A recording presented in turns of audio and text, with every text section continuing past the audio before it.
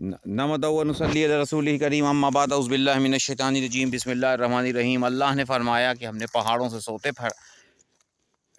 निकाल दिए हैं। ये देखिए यहाँ पर ये नदियाँ, जिसको हम ज़मीन से आपको दिखाने की कोशिश कर रहे हैं, ये छोटी सी नालियाँ हैं। ये पीछे पहाड़ है जहाँ से ये नदियाँ निकल रही हैं। ये पूरा वो बांध है ठाकुर राजेंद्र सिंह साहब का, जहाँ से बीहर नदी निकलती है।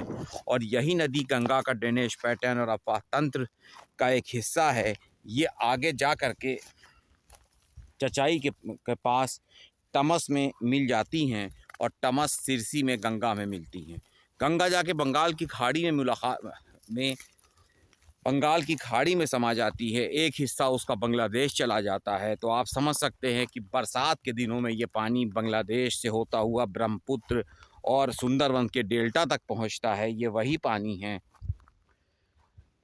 इसके अलावा ये भी कहा जा सकता है कि जब पानी उठता है बरसात के मौसम में या गर्मी के मौसम में, और वो बरसात के मौसम में दुनिया में कहाँ कहाँ बरसता है, जिसके बारे में शायर ये कहता है कि है एक अब्र का टुकड़ा कहाँ कहाँ बरसे, तमाम दश्त ही प्यासा दिखाई देता है।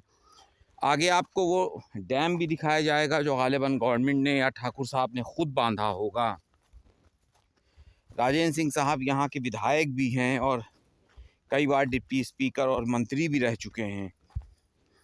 और हत्तल इम्कान कांग्रेस की अगर वजूद में आती है तो एक बहुत बड़ा होता है। इनको दोबारा सेंटर में या फिर स्टेट में मिलने की उम्मीद है। बहरहाल ये उनका बांध है। और हिंदुस्तान में ये बात की अक्कासी है कि राजा रजवाड़े चले गए हैं और जिन राजाओं ने अंग्रेज़ों का साथ दिया उनके पास ऐसे बड़े बड़े बांध बचे हुए हैं। खैर, ये वो डैम है और डैम को छोटा सा बना के एक नीचे से नहरनुमा सुरंग निकाली गई हैं। आप इसको देखिए और इस कुदरत का इंजॉयमेंट कीजिए। अपना ख्याल रखिएगा। आपका सैयद तौसीफ अहमद।